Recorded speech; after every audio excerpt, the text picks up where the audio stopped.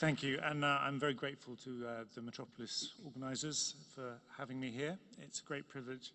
So I work on the issue of migration in the media, and I work on that in the UK.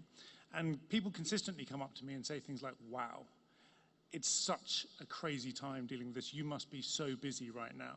You know, migration in the media has completely gone crazy now. And I would like to argue that this is not something which is new, and that in fact, if we can, I don't know if this, with the green, I'm pressing the green button. There we go. In fact, for as long as there has, we know that for as long as people have been on this planet, people have moved. But for as long as people have expressed themselves through means of communication, through media of communication, migration's been a fundamental story in that. I illustrate this with an image of a boat petroglyph from 10,000 BC in Azerbaijan, and a page from the Dead Sea Scrolls, which of course deal with the issues of migration consistently, that whether it be the Exodus or the story of the flight to the desert, in the Abrahamic religions, the flight to Egypt of Jesus, and then also we have things like the Hijra of Muhammad, all the way through to my current country's Daily Mail, which deals with some slightly more shocking stories about migration. But one thing that we see consistently is that the themes have not necessarily changed. They deal with issues of group identity and otherness. They deal with religious, cultural, and ethnic distinctions. They deal with ownership of territory and land. They deal with conflict over resources. And they deal with the idea of the exotic versus the normal. Now, I would also like to argue that the stories that we tell are not just about media, they're also about the rest of us. They're about public debate generally, and that essentially media, public debate, and policy making all reinforce each other. And I'd like to illustrate this with an image from the Ipsos Mori Issues Index, which is tracking the salience of migration in the UK since the 1990s. And you can see that the big spike in 2015, which relates to two things. Obviously, the Mediterranean crisis that was going on, but also you can see there's been a huge increase in the run-up to that, which was to do with the expansion of the EU, but more fundamentally, after the recession, the end of labour market controls on people coming to the UK from Romania and Bulgaria. So there was this huge, huge debate in the UK, and it became the top issue of public salience in Britain.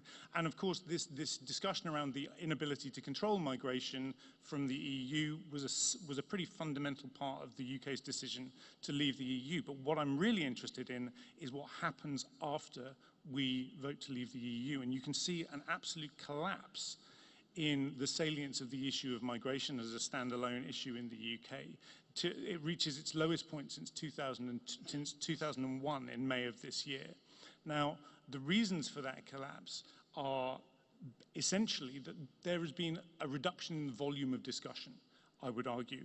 And I think that this amplification process that happens between media, public attitudes, and public policy making is really important. Public policy makers have stopped talking about this issue, media has stopped talking about this issue, the public are broadly saying that they're not that concerned about the issue anymore, even though we still have pretty high net migration in the UK. And as Neil's slides showed us, British people are now or Britain rather, is the country in Europe which has the highest sense that migrants are contributing to the country. Which is just astonishing for those of us who were dealing with the debate 5 years ago. Now, I think it's important to recognize that the way that media creates narratives about migration is something that we all have to think about.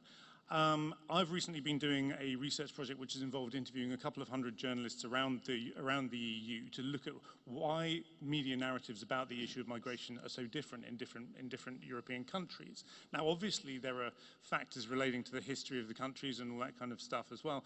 But one of the key things that we found was, well, firstly, that actually journalists invariably are motivated by positive reasons. So you should all feel optimistic about that. Journalism is not something which is designed to try and make people angry and scared. Journalists are trying to do a good job. They're trying to help democracies to function effectively. They're trying to help people to make reasonable decisions.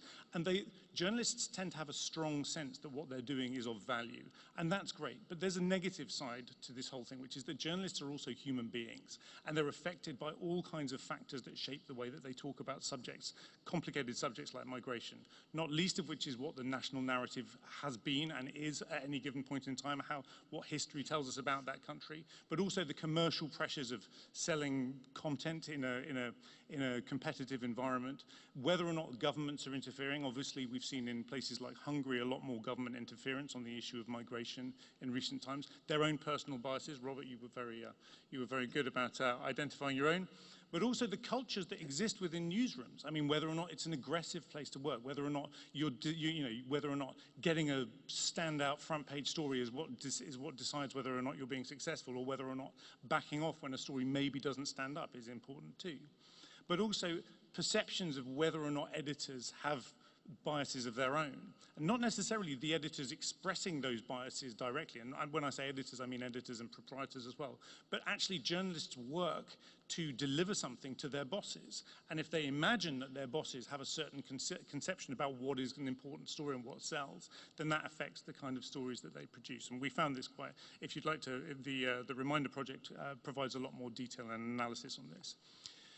Now, all of this is also within the context of a fundamental challenge in modern society, and I illustrate this with a quote from Edward Bernays, who, if you haven't come across him, is a guy who saw himself as the father of modern public relations, a super interesting guy, and somebody who believed that freedom, actually in a democratic society, is something that is broadly expressed through your right to persuade people of your position on things, which is an interesting and reasonable way of conceiving freedom, I think, in a democracy.